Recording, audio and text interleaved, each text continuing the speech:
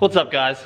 Ooh, there's a bit of a hair on the screen. Get that off. What's up, guys? Welcome back to another video. We're back working on the Fevo, baby. Ew, love this thing. I'm very happy to announce that I do not have COVID, which is fantastic. I got the results back this morning, and I'm also feeling a little bit better. Not 100%, not 80%, but some percentage above 50.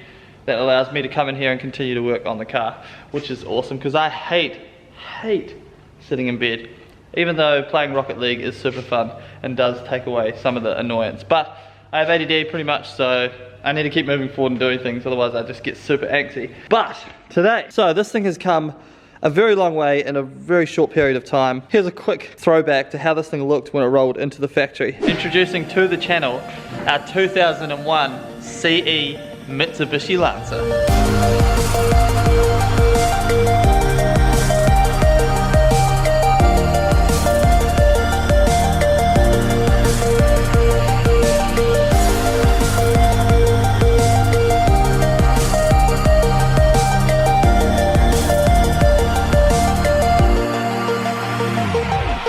So yeah, it definitely doesn't look like that now, although it's still got a long way to go. We're in a really good spot with this thing.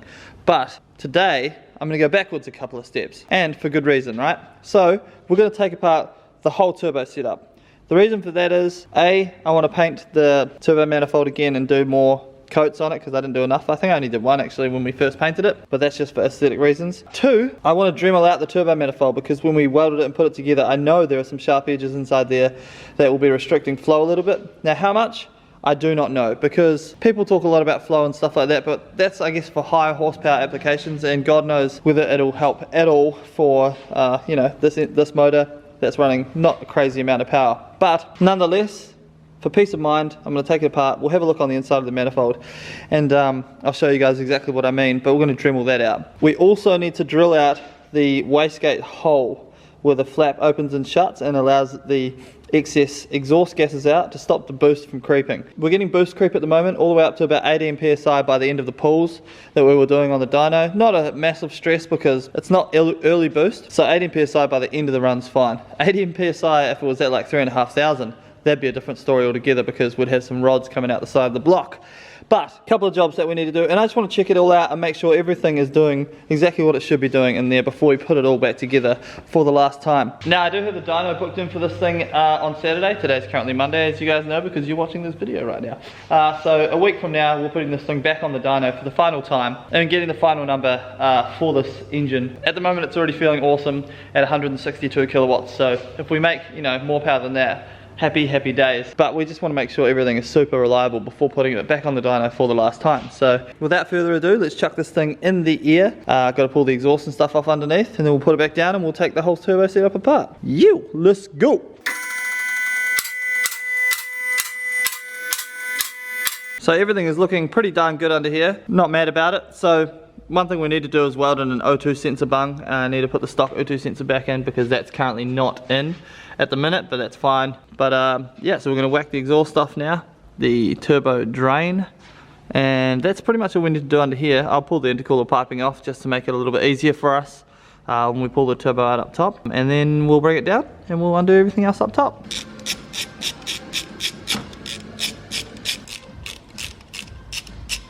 Alright, that's all undone. Very simple. V-band, 2 bolts here, done. Undid the hose clamp for the intercooler piping, so now it comes down and we undo everything up top. Nice and easy, which is what we love.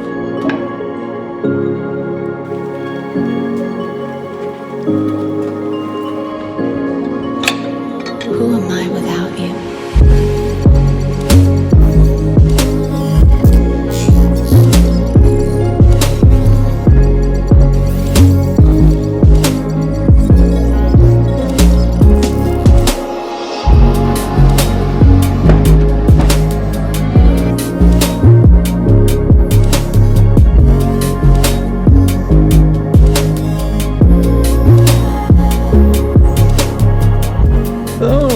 Everything's apart, 20 minutes later.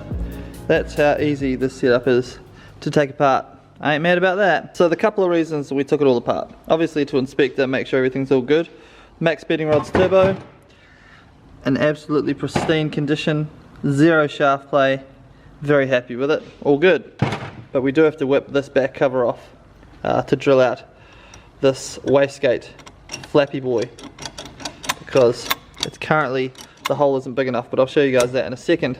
And then secondly, our turbo manifold that we made, the homemade turbo manifold, all looks good, but I'll show you guys if I can. So, when we welded it on, we welded the flange offset, and if you look directly down, see these two ports in here are kind of buried under the side here of this flange, the T3 flange. So what we're going to do is Dremel this out to have it so there's a nice angle for the air to flow down rather than to hit this flat surface right here. There's a couple of wee sharp things going on in here as well that we could probably make a bit nicer. So I'm going to do that. Not sure if it's going to have any effect whatsoever on the spool time of our turbo, but nonetheless, we'll go ahead and get it done anyway. These are all with the gasless MIG, so they're pretty ugly. Now that we've got the gas MIG here, we could go ahead and tidy them up, but the thing is they're not leaking. Like, the manifold works as it should, the cargo's good, so I don't think I'll really muck around with it too much, but I will wire brush it and I'm going to repaint it before we throw it back in as well. But the thing works, and it works as it should, so I'm happy with it. But yeah, so first things first, we'll whip off this back cover on the turbo and we'll check out this hole that seemingly is not big enough.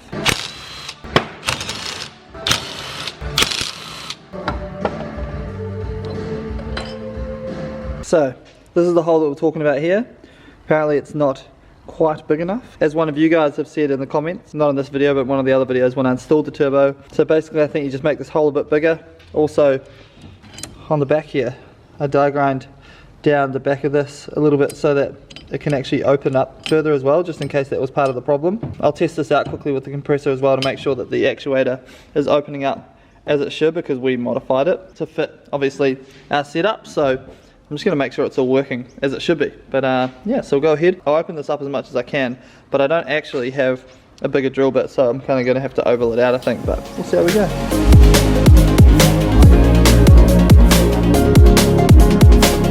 Okie dokie, so I've dremeled that out. It's quite a bit bigger. Should do the trick. Not too big that the flap can't cover it up. Also just chucked a tack weld. Gosh, these cameras are not good at focusing on little things on the back of the flap there, so that it can't kind of circle around. So just throw it in, make sure the actuator's not pulling too tightly. It may have actually been pulling too tight, which is why it potentially was boost creeping. So I just adjusted it so it fits nicely now. Chuck our bolts back in. No gasket in this thing, so I assume it doesn't need one. Didn't have one before, so let's leave it as is, but it seems strange not to have a gasket, but boom! Ugga dugga everything. So to test our actuator setup, we just put compressed air into our line and it should just open up. Just like that. So ready? It's like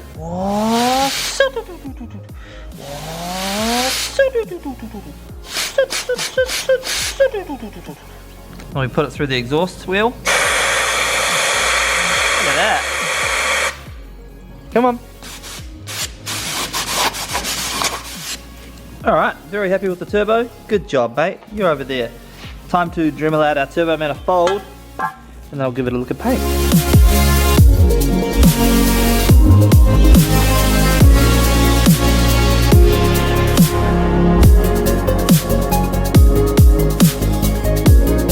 Alrighty, so we've done a lot of dremeling on the manifold. So now it's all a bit of a smooth run rather than it hitting sharp edges and walls. I literally took so much freaking material out of it, so it should be a million times better now, which is awesome. So we're going to give this a lick of paint and we'll throw the whole thing back together. You!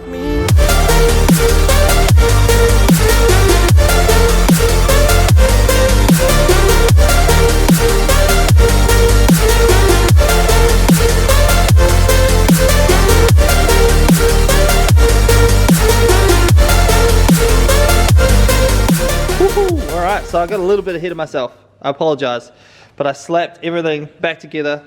It goes together so freaking easily. I absolutely love it. So now I'm just going to chuck it in the air, do the dump pipe up, and then we're ready to start the car. I might take it for a quick drive. There's a little bit of light still outside, and just see how it all goes.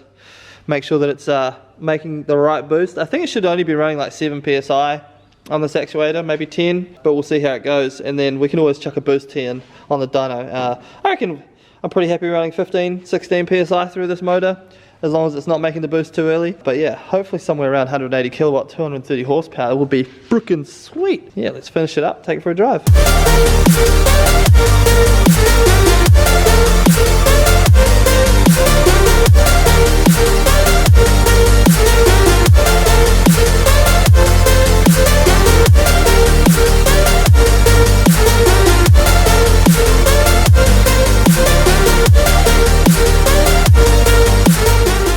Alright, we're successfully back together. Time to start it and see if it actually still runs. Fingers crossed.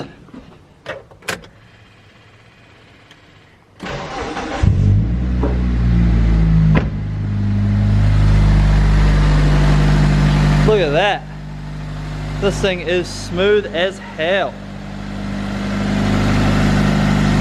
Fantastic.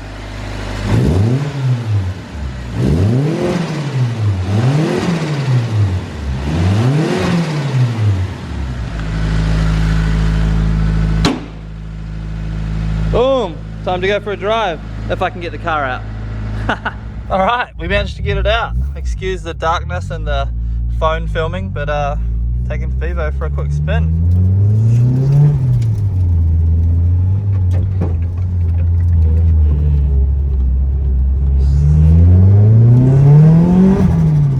Far out. Loses traction straight away. Alright, I gotta watch the boost gauge. You guys can't see the boost gauge because it's too dark, but I'll watch it. Yeah, so it's making like 7 PSI at the moment. Alright, quick first gear pull. Oh, nope, she's making about 10 PSI, which is nice. Second gear likes to crunch. Not sure if it feels more responsive or not.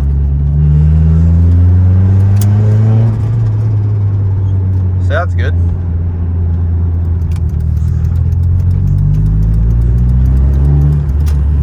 Get out of the way, people.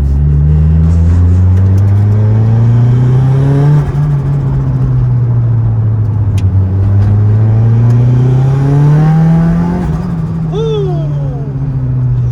We're in a residential area, so I'm keeping it a little bit chill. This thing sounds fantastic though. Not too loud. Turbo sounds sick.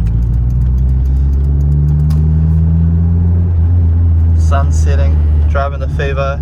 What more could you want in life, eh?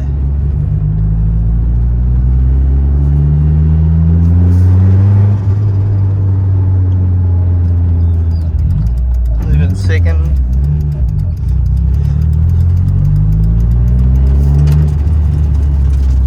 Alright, here's second gear pull.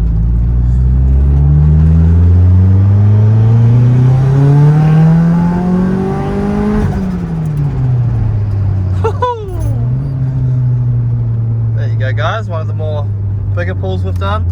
Check engine light comes on because we don't have the stock O2 sensor installed at the moment.